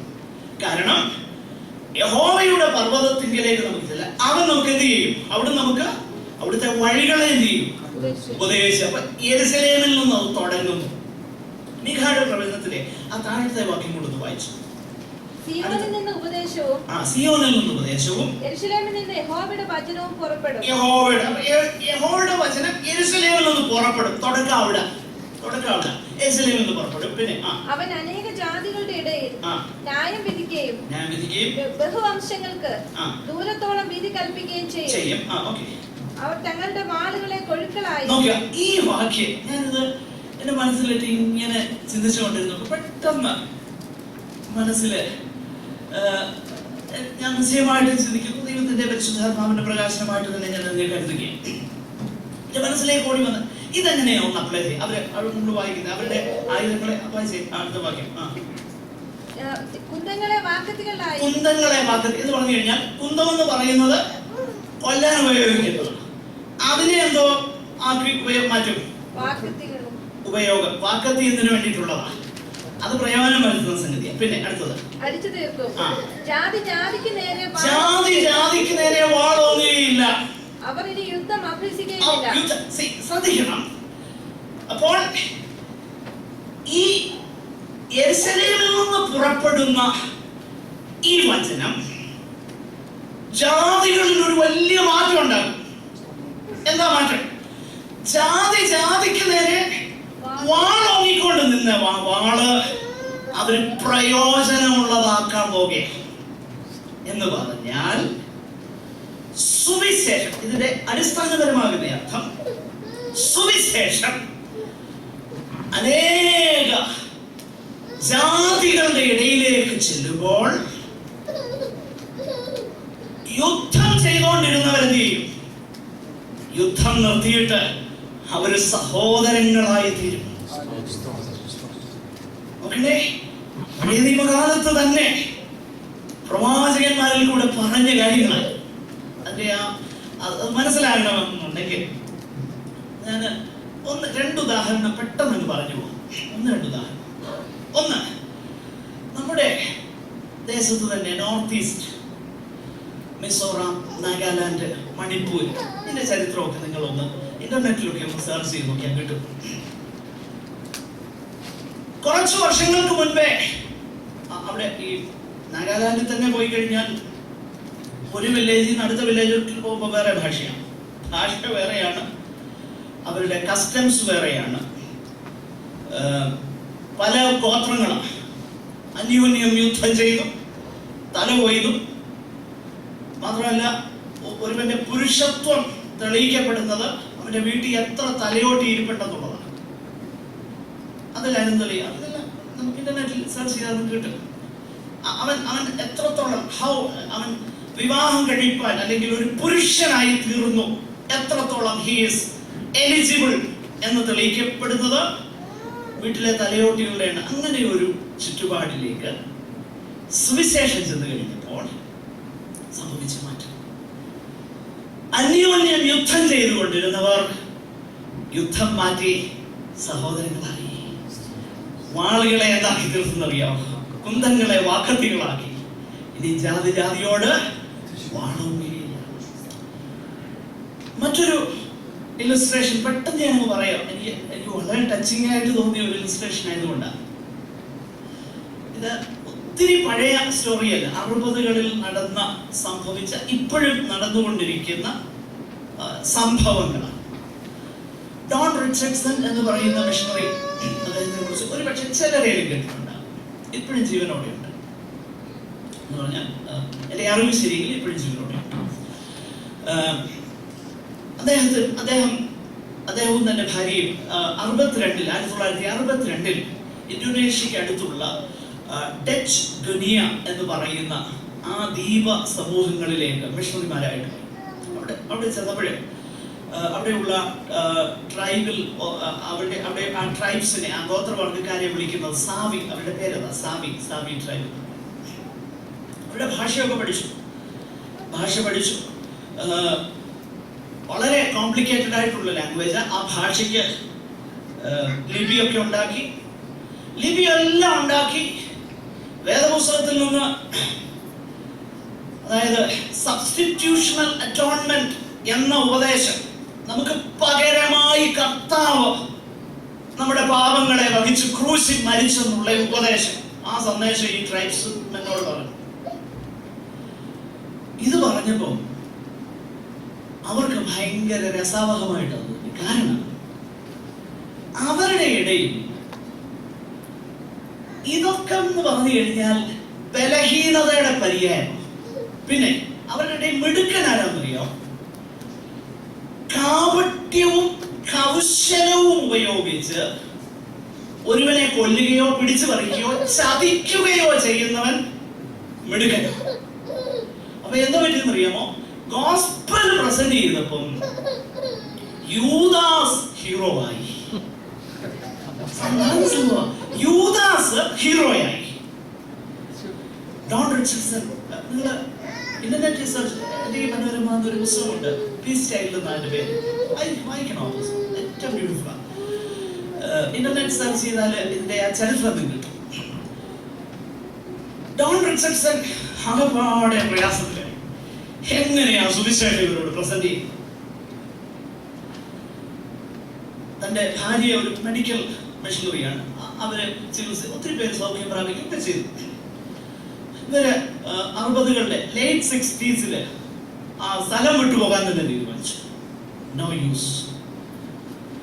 അങ്ങനെ ഇരുന്നപ്പോഴാണ് ഈ കാനിബൽസ്, അവിടെ നരഭോജികളുമാണ്, അന്യോന്യം യുദ്ധം ചെയ്ത് അന്യോന്യം കൊല്ലുകയും ചെയ്തുകൊണ്ടിരുന്ന ആൾക്കാർ, 3 ഗോത്രവർഗക്കാർ തമ്മിൽ ഒരു സന്ധിയിലേക്ക് വന്നു. ഞങ്ങൾ ഇത് യുദ്ധം ചെയ്യുന്നില്ല. യുദ്ധം ചെയ്യാതിരിക്കാൻ അതിന് ഉറപ്പായിട്ട് അവർ ചെയ്യുന്നത് എന്താണെന്ന് അറിയാമോ? ഓരോ ഗോത്രങ്ങളിലുമുള്ള കൊച്ചു കുഞ്ഞുങ്ങളെ, 1-2 കുഞ്ഞുങ്ങളെ അങ്ങോട്ടും ഇങ്ങോട്ടും കൈമാറും. അപ്പോൾ കൈമാറ്റം ചെയ്തു കഴിയുമ്പോൾ ഒരു ഗോത്രത്തിലുള്ളവൻ മറ്റേ ഗോത്രത്തിൽ നിന്ന് സ്വീകരിച്ച കുഞ്ഞിന് യാതൊരു കുഴപ്പവും വരാതെ അവനെ സൂക്ഷിക്കുക എന്നുള്ളത് അവരുടെ നിബന്ധന. കുഴപ്പം പറ്റിയാൽ യുദ്ധം. ഇതാണ് വിഷയം. ഈ ഒരു കാര്യം പെട്ടെന്ന് ദൈവത്തിന്റെ പരിശുദ്ധാത്മാവ് ഒരു പ്രകാശനം തന്നെ ഹൃദയത്തിൽ, പീസ് ചൈൽഡ് എന്ന് പറയുന്ന പുസ്തകത്തിൽ വളരെ മനോഹരമായിട്ട് ആ കാര്യം പറഞ്ഞിട്ടുണ്ട്. ഒരു പ്രകാശനം കൊടുത്തു. ഞാൻ എൻ്റെ പുത്രനെ ഇങ്ങോട്ട് അയച്ചു, പക്ഷെ ഈ എൻ്റെ പുത്രനെ അവര് ക്രൂശിച്ചു, കൊന്നു, എന്നിട്ടും ഞാൻ അവരെ സ്നേഹിക്കുന്നു എന്ന് അവരോട് പറയാൻ. ഡോൺ റിച്ചർഡ്സൺ ഇത് തന്നെ പെട്ടെന്ന് സുവിശേഷം വളരെ വ്യക്തതയോടെ അവർക്ക് മനസ്സിലായി. എന്തിനേറെ യുദ്ധം ചെയ്തുകൊണ്ടിരുന്ന ഇത് ഹിസ്റ്ററിയാണ്. ഇത് ഒത്തിരി പഴക്കമുള്ള കാര്യമല്ല, 60കൾ തൊട്ട് സംഭവിച്ച കാര്യമാണ്. വളരെ വ്യക്തമാകുന്ന തെളിവുകളുള്ള വിഷയമാണ്. ഈ ഹെഡ് ഹണ്ടേഴ്സ് ആയിരുന്നവർ ആയുധങ്ങൾ വെച്ചിട്ട് അന്യോന്യം അവര് സഹോദരന്മാരായി തീർന്നു. ഇനിയും ജാതിക്ക് നേരെ എന്തില്ല? വാളോങ്ങുകയില്ല. മീഖാ പ്രവാചകൻ എത്രയോ വർഷങ്ങൾക്ക് മുൻപേ ഇത് പറഞ്ഞു. സുവിശേഷം, യേശുവിന്റെ രാജത്വം, സമാധാന സുവിശേഷം ജാതികളിലേക്ക്, രാജ്യങ്ങളിലേക്ക്, ഗോത്രങ്ങളിലേക്ക് വരുമ്പോൾ എന്ത് സംഭവിക്കുന്നു? അതാണ് കർത്താവ് പറഞ്ഞത്. യേശു സമാധാനത്തിന്റെ പ്രഭുവായിട്ട് രാജത്വം നടത്തുന്ന, വർഗമോ വർണ്ണമോ വ്യത്യാസമില്ലാതെ എല്ലാ വർഗത്തിലും വർണ്ണങ്ങളിലുമുള്ളവരുടെ മേൽ യേശു അവരുടെ ഹൃദയങ്ങളിൽ രാജാവായിരിക്കുന്നതാണ് ദൈവരാജ്യം. അതാ സുവിശേഷം. കർത്താവിതാൻ ഇവിടെ പറയുന്നതിന്റെ വാസ്തവത്തിലുള്ള അർത്ഥം മറ്റു വേദഭാഗങ്ങൾ നമ്മൾ ചേർത്ത് ചിന്തിച്ചാൽ, മൂന്നാമതായിട്ട് ഒരു കാര്യം കൂടി പറഞ്ഞു. ഈ ദൈവരാജ്യം ഇത് വളരെ ഗ്രാജുവലി എക്സ്പാൻഡ് ചെയ്യുക. കർത്താവ് അതിനെ കുറിച്ച് പറഞ്ഞു, ദൈവരാജ്യത്തെ കുറിച്ച് പറഞ്ഞപ്പോൾ ഒരു ഉപമ പറഞ്ഞത് ഇങ്ങനെയാണ്: കടുകുമണിയോട് സദൃശ്യം. അത് നട്ടു, പക്ഷെങ്കിലും വളർന്ന് വലുതായി പന്തലിച്ചു. മൃഗങ്ങളെല്ലാം അതിന്റെ കീഴേ വന്നു, പക്ഷികളെല്ലാം അതിന്റെ ശിഖരങ്ങളിൽ എന്ന് പറഞ്ഞു കഴിഞ്ഞാൽ വളരെ ചെറിയ തുടക്കമായിട്ട് യെരുശലേമിൽ അന്ന് ഇതാരംഭിക്കുന്നു. യഹൂദയിലേക്ക് വ്യാപിക്കുന്നു, ശബരിയിലേക്ക് പോകുന്നു, ഭൂമിയുടെ അറ്റത്തോളം.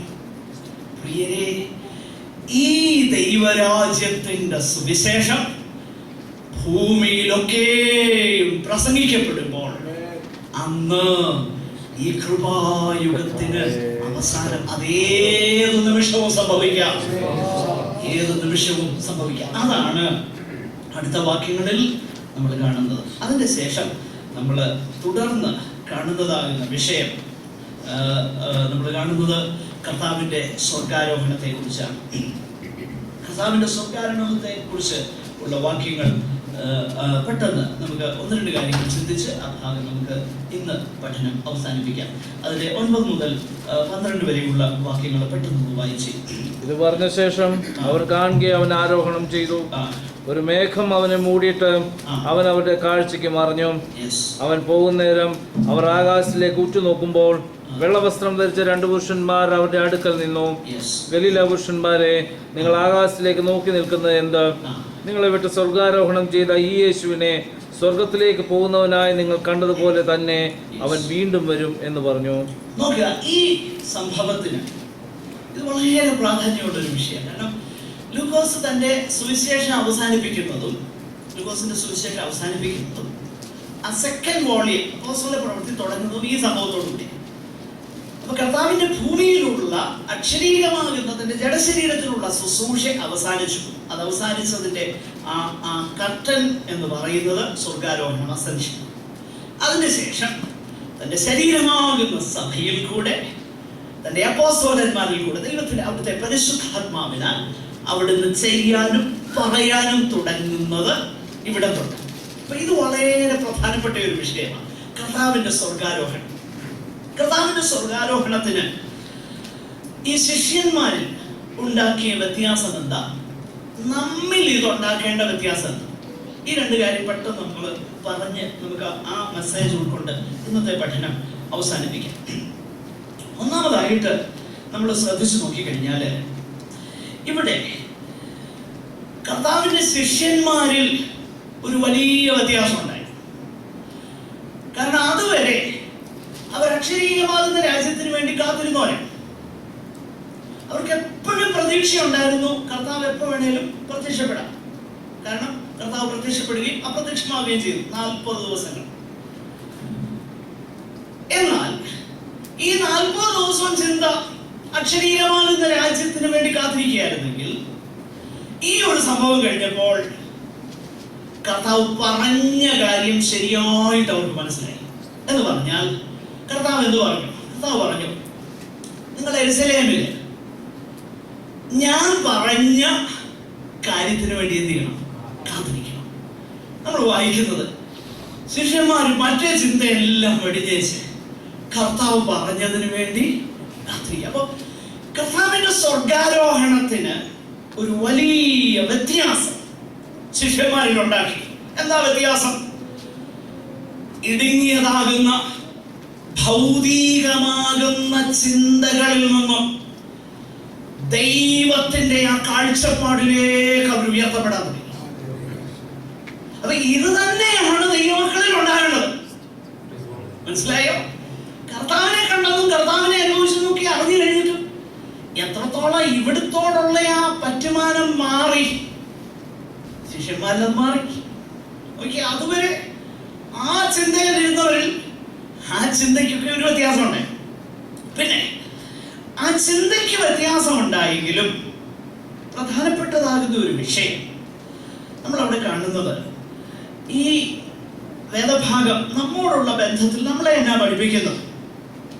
നമ്മളെ പല കാര്യങ്ങൾ പഠിപ്പിക്കുന്നുണ്ട്. ഒന്ന്, നമ്മുടെ കർത്താവിന്റെ ശുശ്രൂഷ ഈ ഭൂമിയിലേത് കഴിഞ്ഞു. അക്ഷരീകമാകുന്നതിന്റെ ശുശ്രൂഷ എന്ന് പറഞ്ഞാൽ തന്റെ ശരീരത്തിലുള്ള ശുശ്രൂഷ ഇപ്പോഴവിടെ അവിടുന്ന് പിതാവിന്റെ വലതു ഭാഗത്ത് നമുക്കായി പക്ഷപാതം ചെയ്യുന്നു. ഈ കാര്യങ്ങളൊക്കെ നമുക്കറിയാം. മാത്രമല്ല സകലത്തിന്റെയും തലയായിട്ട് അവിടുന്ന് തീർന്നു. ഇത് പൗലോസ് പറയുന്നു. ഈ കാര്യങ്ങളൊക്കെ നമുക്കറിയാം. എന്നാൽ ഇവിടെ നാം മനസ്സിലാക്കേണ്ടതാകുന്ന ഉപദേശം അല്ലെങ്കിൽ ആ സന്ദേശം ഈ 2 പുരുഷന്മാർ പറയുന്ന വാക്കുകളിൽ നിന്ന് വാസ്തവത്തിൽ ഇതിന്റെ മെസ്സേജ് നമുക്ക് ഉൾക്കൊള്ളാൻ കഴിയും. ആ 10ാമത്തെ വാക്യം നമ്മൾ ശ്രദ്ധിച്ചു നോക്കി കഴിഞ്ഞാൽ, അവർ ആകാശത്തെ ഉറ്റുനോക്കുമ്പോൾ വെള്ളവസ്ത്രം ധരിച്ച 2 പുരുഷന്മാർ അവരുടെ അടുക്കൽ നിന്നു. ഇവിടെ ലൂക്കോസ് 2 പുരുഷന്മാരെന്നൊക്കെ പറയുകയും, പക്ഷേ നമുക്കറിയാം ബാക്കി മറ്റ് വേദഭാഗങ്ങളൊക്കെ ചേർത്ത് ചിന്തിക്കുമ്പോൾ നാം മനസ്സിലാക്കുന്നു അത് ദൈവദൂതന്മാരായിരുന്നു. ലൂക്കോസിന്റെ സുവിശേഷത്തിൽ ഉടനീളം ലൂക്കോസ് വളരെ പ്രാധാന്യം ദൈവദൂതന്മാരുടെ ശുശ്രൂഷ, കർത്താവിന്റെ ജനനം മുതൽ, യോഹന്നാസ്നാപകന്റെ ജനനം മുതൽ കർത്താവിന്റെ ജനനം എന്ന് വേണ്ട, അതുപോലെ കർത്താവിന്റെ ശുശ്രൂഷയിൽ ദൂതന്മാര് കർത്താവിനെ അറ്റൻഡ് ചെയ്യുന്നത്, ഗതസമനയിൽ ദൂതന്മാര് കർത്താവിനെ ശക്തീകരിക്കുക എന്ന് വേണ്ട അതുപോലെ ഉയർപ്പിനോടുള്ള ബന്ധത്തിൽ എന്ന് വേണ്ട ഇവിടെ എല്ലാം ദൈവദൂതന്മാരുടെ ശുശ്രൂഷയെ കുറിച്ച് നമ്മൾ വായിക്കുന്നുണ്ട്. അപ്പോസ്തല പ്രവൃത്തിയിലും അത് വായിക്കുന്നുണ്ട്. എബ്രായ ലേഖനത്തിലേക്ക് വരുമ്പോൾ നമ്മൾ വായിക്കുന്നത് അവരൊക്കെയും രക്ഷ പ്രാപിപ്പാനുള്ളവരുടെ ശുശ്രൂഷയ്ക്കായി അയക്കപ്പെടുന്ന സേവ. അപ്പോൾ നിശ്ചയമായിട്ടും ഇന്നും ദൈവദൂതന്മാരുടെ ശുശ്രൂഷ ദൈവജനത്തിന് അതാത് സമയങ്ങളിൽ ഉണ്ട് എന്ന് വളരെ വ്യക്തമായി നമുക്ക് മനസ്സിലാക്കാൻ കഴിയുന്നു. ആകട്ടെ, ഇവിടെ ഈ ദൂതന്മാര് പറയുന്നതാകുന്ന വാക്കുകൾ ശ്രദ്ധിച്ചു നോക്കിക്കഴിഞ്ഞാൽ അവർ പറയുന്നതാകുന്ന കാര്യം, നിങ്ങൾ വെറുതെ ആകാശത്തോട്ട് നോക്കി നിൽക്കണ്ട, പിന്നെ ആകാശത്തോട്ട് നോക്കി ഇങ്ങനെ നിൽക്കാതെ നിങ്ങളെ എന്തിനു വേണ്ടി വിളിച്ചോ ആ കാര്യങ്ങൾ നിങ്ങൾ ചെയ്യുക. ആ സന്ദേശമാണ് വാസ്തവത്തിൽ അവർ കൊടുക്കുന്നത്. രണ്ട് കാരണം അതിനവർ പറയുന്നു. നിങ്ങൾ ആകാശത്തോട് നോക്കിക്കണ്ട. അതിന്റെ ഒന്നാമത്തെ കാരണം, ഈ യേശു 11-ാമത്തെ വാക്യം, നിങ്ങൾ ആകാശത്തിലേക്ക് നോക്കി നിൽക്കുന്നു, നിങ്ങളെ വിട്ട് സ്വർഗാരോഹണം ചെയ്ത ഈ യേശുവിനെ സ്വർഗത്തിലേക്ക് പോകുന്നവനായി നിങ്ങൾ കണ്ടതുപോലെ തന്നെ അവൻ വീണ്ടും വരും. അപ്പോൾ ഒന്നാമത്തെ കാര്യം ദൂതന്മാര് ഈ ശിഷ്യന്മാരോട് പറയുന്നത്, ഇപ്പൊ നിങ്ങൾ കണ്ടല്ലോ എങ്ങനെയാണ് കർത്താവ് പോയത് എന്ന് പറഞ്ഞാൽ, ഈ ഭൂമിയിൽ മനുഷ്യനായി വന്നു പിറന്ന് പാപമൊഴികെ സകലത്തിലും നമുക്ക് തുല്യമായി പരീക്ഷിക്കപ്പെട്ട് ഒരു മനുഷ്യൻ കടന്നു പോകുന്ന സകലവും അനുഭവിച്ച്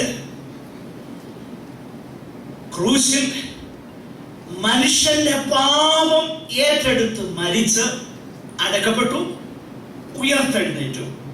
ആ ഉയർത്തെഴുന്നേറ്റ സ്വർഗീയ ശരീരം എങ്ങനെ നിങ്ങൾ കണ്ടോ അതേ ശരീരത്തോടെ കർത്താവ് മടങ്ങി വരും. The same Jesus. ഈ യേശുവിനെ നിങ്ങൾ എങ്ങനെ കണ്ടു ആ യേശു മടങ്ങി വരും. ശിഷ്യന്മാരോട് ദൂതന്മാര് പറയുന്ന വിഷയം കർത്താവിന്റെ മടങ്ങി വരും. കർത്താവ് മടങ്ങി വരാൻ പോകുന്നു. അതുകൊണ്ട് മടങ്ങി വരാൻ പോകുന്നു എന്നുള്ള ഉറപ്പുണ്ട്. ആ ഉറപ്പിൽ അങ്ങ് ആശ്രയിച്ചാൽ മതി. അതിന്റെ ഡീറ്റെയിൽസ് ഒന്നും അറിഞ്ഞില്ലെങ്കിലും കുഴപ്പമില്ല. ഒരു കാര്യം ഉറപ്പാണ്, ഈ യേശു പോയതുപോലെ. ശ്രദ്ധിക്കണേ, മുക്കുവന്മാരായിരുന്ന ഈ ശിഷ്യന്മാരിൽ ഉണ്ടായ പരിവർത്തനം ഒരു കാരണം കർത്താവിന്റെ മടങ്ങിവരവിനെ കുറിച്ചുള്ള പ്രത്യാശയാണ്. നിശ്ചയമായിട്ടും അതാണ്. അപ്പോൾ ഇവരുടെ ജീവിതം കൊണ്ട്, അവരുടെ ജീവിതത്തിലെ വ്യത്യാസം കൊണ്ട് ഇവർ തെളിയിക്കുകയാണ് കർത്താവ് മടങ്ങി വരും. അതുകൊണ്ട് ഇന്ന് ഇവിടെ ഇരിക്കുന്ന നമ്മളേവരും ഉറപ്പായിട്ട് തിരിച്ചറിയേണ്ട ഒരു പ്രധാനപ്പെട്ട ചിന്ത ഇതാണ്: ബിലീവ് ഇറ്റ് ഓർ നോട്ട്, വിശ്വസിച്ചാലും ഇല്ലെങ്കിലും യേശു കർത്താവ് മടങ്ങി വരും, വരിക തന്നെ ചെയ്യും. സ്വർഗത്തിലേക്ക് പോയവനാകുന്ന ആ കർത്താവ് അതുപോലെ തന്നെ മടങ്ങി വരും. അങ്ങനെ മടങ്ങി വരുന്നതിനെ കുറിച്ച് ആ കർത്താവിന്റെ വ്യക്തിപരമാകുന്ന മടങ്ങി വരവിനെ കുറിച്ച് വേദഭാഗങ്ങൾ, അനേക വേദഭാഗങ്ങൾ നമുക്ക് കാണാൻ കഴിയുന്നു. ഏറ്റവും മനോഹരമാകുന്ന വേദഭാഗം 1 തെസ്സലോനിക്കർ 4-ാം അധ്യായത്തിൽ അതിന്റെ 14 മുതലുള്ള വാക്യങ്ങളാണ്. കർത്താവ് താൻ നാദത്തോട്, പ്രധാന ദൂതന്റെ ശബ്ദത്തോട്, ദൈവത്തിന്റെ കാഹളത്തോടും കൂടെ സ്വർഗത്തിൽ നിന്ന് ഇറങ്ങി വരികയാണ്. പിന്നെ എന്താ സംഭവിക്കും? A personal appearance of our Lord Jesus Christ. ഇത് സങ്കല്പമല്ല, ഇതൊരു പ്രത്യേക പദപ്രയം. റോസിയ എന്ന് പറയുന്ന ഗ്രീക്ക് പദമാണ് ഉപയോഗിച്ചിരിക്കുന്നത്. ആ പദം അന്ന് റോമാക്കാരിൽ അവരുടെ ഭരണാധിപന്മാരുടെ ഒരു പ്രോവിൻസിലേക്കുള്ള വരവിനെ കുറിക്കുന്ന പദം അപ്പിയറൻസ്. രാജാവ്, the king is coming. അതുപോലെ തന്നെ കർത്താവ് മടങ്ങി വരാനായിട്ട് പോകുന്നു.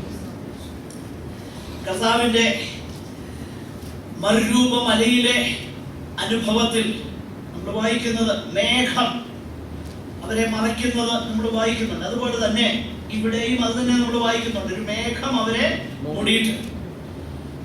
പഴയ നിയമത്തിൽ മേഘത്തിന്റെ പ്രത്യക്ഷതയൊക്കെ തന്നെ യഹോവയാകുന്ന ദൈവത്തിന്റെ മഹനീയമാകുന്ന സാന്നിധ്യത്തെ അറിയിക്കുന്നതായിരുന്നു. യഹോവയുടെ മേഘമെന്ന അല്ലെങ്കിൽ യഹോവയുടെ സാന്നിധ്യം. അപ്പോൾ നമ്മുടെ വാഴ്ത്തപ്പെട്ടവനാകുന്ന കർത്താവ് മേഘം മൂടി എന്ന് പറയുമ്പോൾ അക്ഷരീകമായിട്ട് നമ്മൾ അതിനെ കാണുന്നതിനേക്കാളും നമ്മുടെ രാജാധിരാജാവും കർത്താധികർത്താവും അതിലെല്ലാം ഉപരിയായിട്ട് നമ്മുടെ പ്രാണപ്രിയന്റെ ആ പ്രത്യക്ഷതയുടെ പ്രഭാവത്തെ കുറിക്കുന്ന ഒരു പദപ്രയോഗമാണ്. യേശുവിനെ നിങ്ങൾ എങ്ങനെ കണ്ടോ, മേഘം മൂടി മറഞ്ഞതായിട്ട് കണ്ടോ, അതുപോലെ യേശു മടങ്ങി വരാനായിട്ട്. ഈ ഒരു ചിന്ത വാസ്തവത്തിൽ ഈ ശിഷ്യന്മാരുടെ ചിന്തകൾക്കെല്ലാം വ്യതിയാനം ഉണ്ടാക്കി. കർത്താവ് ദൈവത്തിന്റെ വചനത്തില് ദൈവത്തിന്റെ പരിശുദ്ധാത്മാവ് ഇതാണ് നമ്മൾ മനസ്സിലാക്കാനായിട്ട് ആഗ്രഹിക്കുന്നത്. എന്താണ്? ഒന്ന്, കർത്താവിന്റെ സ്വർഗ്ഗാരോഹണം. രണ്ട്, നമ്മൾ ഈ അപ്പോസ്തല പ്രവൃത്തിയിൽ വായിക്കുന്നത് പരിശുദ്ധാത്മാവിന്റെ അവരോഹണം. മൂന്ന്, ശിഷ്യന്മാർ ആ പരിശുദ്ധാത്മാവിനാൽ അവർ ലോകത്തിലേക്ക് പോകുന്നു, ദൈവരാജ്യത്തിന്റെ സുവിശേഷം പ്രസംഗിക്കുന്നു. ഏറ്റവും അവസാനം രാജാധിരാജാവ് നിത്യ രാജാവായിട്ട് ഒരു രാജാവ് നീതിയോടെ വാഴേണ്ടതിന് മടങ്ങി വരാൻ പോകുന്നു. ഇതാണ് ദൈവവചനത്തിന്റെ ഉദ്ദേശം. ഇതാണ് അതിന്റെ ചിട്ട, അതിന്റെ ക്രമം. കർത്താവിന്റെ സ്വർഗ്ഗാരോഹണം, പരിശുദ്ധാത്മാവിന്റെ ഭൂമിയിലേക്കുള്ള ആഗമനം, ശിഷ്യന്മാർ സാക്ഷ്യം വഹിക്കുന്നു, ദൈവരാജ്യം വ്യാപിക്കുന്നു, രാജാധിരാജാവ് മടങ്ങി വരുന്നു. അതുകൊണ്ട് ഇന്ന് നമ്മുടെ ഉത്തരവാദിത്വം ഇത് തന്നെയാണ്. പ്രവചനങ്ങളുടെ തലനാരിഴിക കീറി മുറിച്ച് മനസ്സിലാക്കിയില്ലേലും വിഷയമൊന്നുമില്ല. കർത്താവ് നമ്മളെ ഏൽപ്പിച്ചത് എന്താ? അത് ചെയ്യാൻ സുവിശേഷത്തിന്റെ വക്താക്കളാണ്. നമ്മളൊരു കാര്യം മനസ്സിലാക്കണം, നാം സുവിശേഷം പറയുമ്പോൾ നാം അല്ല, നമ്മുടെ കഴിവ് കൊണ്ടല്ല ഒരു പാപി മാനസാന്തരപ്പെടുന്നത്. എന്റെ കഴിവ് കൊണ്ടോ നിങ്ങളുടെ കഴിവ് കൊണ്ടോ ഒരു മനുഷ്യനെ മാനസാന്തരപ്പെടുത്താൻ ഒക്കുകയില്ല. ഇത് മനസ്സിലായി. പിന്നെ ആരാണ് പാപത്തെ കുറിച്ച്, നീതിയെ കുറിച്ച്, ന്യായവിധിയെ കുറിച്ച് ബോധ്യം വരുത്തുന്ന പരിശുദ്ധാത്മാവ് എന്നേക്കും നമ്മോടുകൂടെ ഇരിപ്പാനുള്ള കാര്യസ്ഥനായി നമ്മുടെ മേൽ അയച്ചിരിക്കുന്നത് കൊണ്ട് നാം സുവിശേഷ വേലയിൽ വർദ്ധിച്ചു വരിക, കർത്താവിന്റെ വരവിനെ ബന്ധപ്പെടുത്തുക, അവിടുന്ന് മടങ്ങി വരുന്നു. ആകയാൽ ഈ ഒരു സന്ദേശത്തോടു കൂടി ഞാൻ എൻ്റെ വാക്കുകളെ അവസാനിപ്പിക്കട്ടെ. അടുത്ത കാര്യങ്ങൾ നമുക്ക് അടുത്ത ആഴ്ചയിൽ കർത്താവിന്റെ വരവിന് താമസമെങ്കിൽ നമുക്ക് ചിന്തിക്കാം. പക്ഷെ ഒരു കാര്യം മനസ്സിലാക്കുക, എനി ടൈം പെർഹാപ്സ് ടുഡേ നമ്മുടെ കർത്താവ് വരുന്നു, നമ്മുടെ കർത്താവ് വരുന്നു. ആ പ്രത്യാശയിൽ നമുക്ക് ജീവിക്കാം. ആ പ്രത്യാശ നമ്മെ ആ പ്രവർത്തന നിരതനായി കർത്താവിന്റെ സത്യ സുവിശേഷത്തിന്, ദൈവരാജ്യത്തിന്റെ സുവിശേഷത്തിന് സാക്ഷ്യം വഹിപ്പാൻ അത് നമ്മളെ സഹായിക്കട്ടെ.